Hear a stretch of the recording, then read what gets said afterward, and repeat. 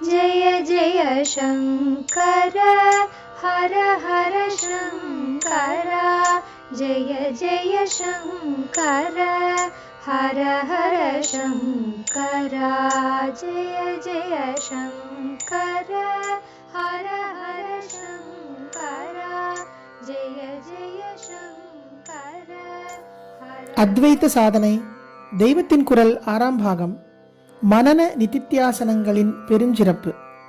விஷயமாக ஒன்றை அலசி பார்த்து தெளிகிற மனனம் அவ்வப்போது அதையே அனுபவமாக தெரிந்து கொண்டு அடங்கி போகிற நிதித்தியாசனத்தில் கொண்டு கொண்டு சேர்க்கும்.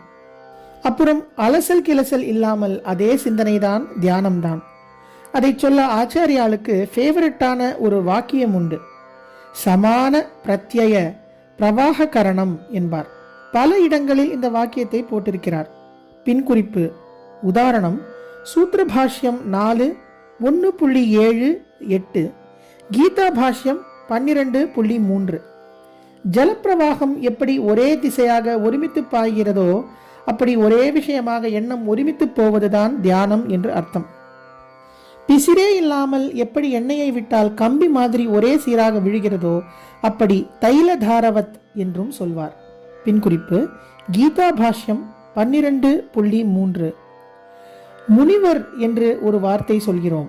பரம ஞானியாகவும் மகாசக்தர்களாகவும் இருக்கிற மகான்களை அப்படி சொல்கிறோம். முனி என்பதுதான் மூலமான சம்ஸ்கிருத வார்த்தை. தமிழ் மொழி பண்புப்படி மரியாதையை காட்டும் விகுதியை சேர்த்து முனிவர் என்கிறோம். எதனாலோ தமிழிலே முனி என்றால் கிராம தேவதை, உக்ர தேவதை என்று அர்த்தமாகிவிட்டது. தமிழில் முனிவு என்றால் மகா கோபம் என்று அர்த்தம் இருப்பதால் அதை வைத்து இப்படி உண்டாயிற்றோ என்போம். அது இருக்கட்டும். ரிஷி சிரேஷ்டரான முனி சமாச்சாரத்தை சொல்ல வந்தேன். மனனம் பண்ணுகிறதில் சிறப்பு வாய்ந்தவருக்கே முனி என்று பெயர் ஏற்பட்டது. மனனான் முனிரிதீச்ச வியுத்பத்தி சம்பவாத் என்று அந்த வார்த்தை இப்படித்தான் ஏற்பட்டதாக ஆச்சாரியால் சூத்திர பாஷ்யத்தில் சொல்லியிருக்கிறார். பின் குறிப்பு 3:4.47. முனி என்கிற சப்தத்திற்கு ஞானத்தில் சிறப்பான தாத்பரியம் இருப்பதாகவும் அங்கே சொல்கிறார். ஞான அதிசய அர்த்தத்வாத் என்று. ஆகையினாலே மனனம் என்பது வெறுமனே உருப்போட்டு கொண்டிருப்பதோ அல்லது நமக்கெல்லாம் தெரிகிற முறையில் புத்தியினால் தர்க்க யுக்தி பண்ணி மூளை மட்டத்தில் மாத்திரம் அத்தியாத்ம சத்தியங்களை இறக்கிக் கொள்வதோ இல்லை. அதற்கு ரொம்ப மேலே இன்ட்யூஷனை தொட்டுக்கொண்டு தெளிகிற விஷயாலோசனையாகவே அது இருக்கும். குருவிடமிருந்து பெறும் உபதேச சிரவணத்திற்கு ரொம்பவும் பூஜிதையான ஸ்தானம் கொடுத்தவர் நம்முடைய ஆச்சாரியாள். அப்படிப்பட்டவரே சிரவணத்தை விட மனனம் 100 மடங்கு ஊசத்தி என்று தெரிந்து கொள்ள வேண்டும். ஸ்ருதேஹ சதகுணம் வித்யான் மனனம் என்கிறார் என்றால் அது எத்தனை உயர்ந்த லெவலாக இருக்க வேண்டும்? பின் குறிப்பு: விவேக சூடாமணி 364-365. அதோடு அவர் முடித்து விடவில்லை. ஸ்ரவணத்தை விட மனனம் 100 பங்கு உசத்தி என்றால் மனனத்தை விடவோ நிதித்தியாசம் 1,00,000 பங்கு உசத்தி என்கிறார். மன்னாதபி நிதித்தியாசம் 1,00,000 குணம். குறிப்பு: விவேக சூடாமணி 364-365. மனனம் வெற்றறிவு இல்லை, உயிரறிவு என்றாலும் கூட அந்த அறிவும் அனுபவம் என்பதன் முன் அல்பந்தான். சர்க்கரையை பற்றி மூட்டை மூட்டையாக எத்தனை தெரிந்து கொண்டிருந்தாலும் அல்லது மூட்டை மூட்டையாகவே வாங்கி வைத்துக்கொண்டு அது எத்தனை உசத்திரக பூரா என்று விஸ்தாரமாக தெரிந்து கொண்டிருந்தாலும் ஒரு சிட்டிகை வாயிலே போட்டுக்கொண்டு ருசி அனுபவம் பெறுவதற்கு ஈடாகுமோ?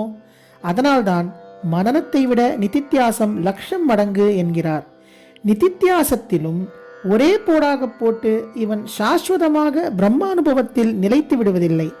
தன் முயற்சி என்று ஒன்று இருந்தே இவன் நிதித்தியாசம் என்று ஒன்றை பண்ணுகிறான். இவன் பண்ணுகிறான், பண்ணி பிரம்மானுபவத்தின் பிளாஷ்களை பெறுகிறான் என்றெல்லாம் சொல்லும்போது துவைத்தம் இருக்கத்தான் செய்கிறது.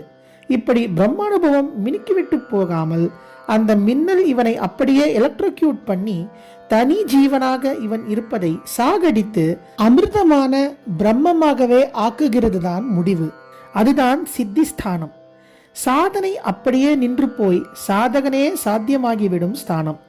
கை கால் காரியம் செய்கிற மாதிரி ஒருத்தன் செய்கிற நினைப்பு காரியம்தானே நிதித்தியாசமும். அது எத்தனை உசத்தியாகத்தான் இருக்கட்டும், காரியம் என்றும் கர்த்தா என்றும் இருக்கிற வரை அது எப்படி ஏக சத்தியமாக தன்னில் தானாகவே இருந்து கொண்டிருப்பதாகும்? ஆனாலும் ஜீவன் என்று ஒருத்தன் இருந்து கொண்டிருக்கும் வரை அப்படி இருக்க வேண்டாமே என்பதற்காக அவன் பண்ணக்கூடிய உச்சியான காரியம் பிரம்மத்தையே நினைத்து கொண்டிருப்பதுதான். ஆகையால் அந்த காரியமான நிதித்தியாசனத்தை இறுக பிடித்து கொண்டு இடைவிடாமல் செய்ய வேண்டியதுதான். ஜெய ஜெய சங்கர, ஹரஹர சங்கர, மகாபிரியவாச்சரணம்.